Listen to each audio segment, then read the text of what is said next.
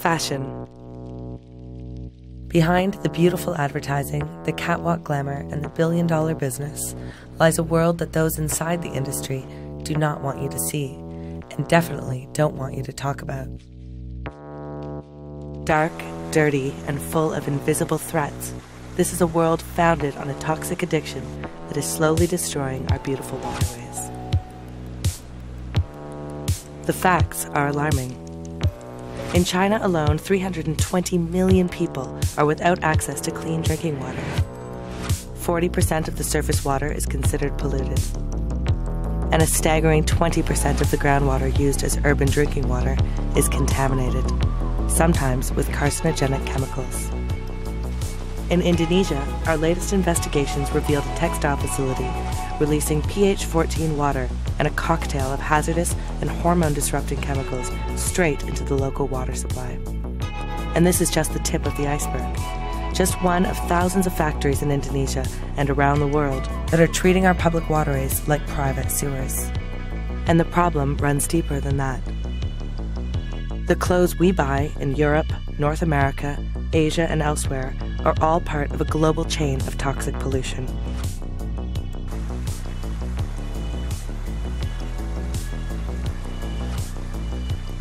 Two-thirds of clothing items tested by Greenpeace contain hazardous chemicals. And when these garments are washed, they release these substances back into rivers, lakes, and seas around the world. This makes us all part of the problem, but we can also be part of the solution.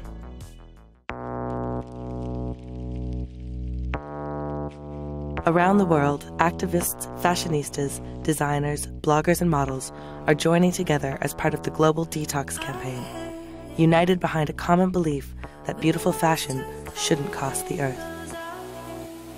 Over 500,000 people have taken action challenging big brands including Zara, Levi's, and Victoria's Secret to take responsibility for their toxic footprint and eliminate all hazardous chemicals from their supply chains and products.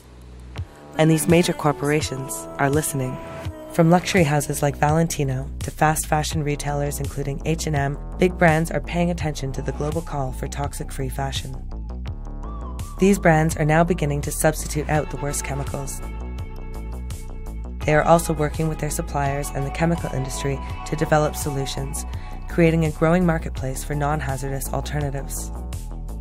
For too long, reckless industrial pollution has occurred in the shadows. By shining a light on the situation, we can accelerate the changes that are taking place. Polluting in the dark is unethical. Polluting in the full glare of the media spotlight is a PR disaster. There is still a long way to go, but our successes so far prove that when we join together, change is possible. Our message is clear. Those brands and suppliers that are transparent about their progress and that take credible and authentic action have an opportunity to win people's trust and loyalty. Those that choose to bury their heads in the sand or try to greenwash their way out of the situation face a more uncertain future. It is becoming easier than ever to spot these toxic villains and greenwashers, to share this information within our networks, and influence brand decisions for the better. The world is watching. It's time to detox.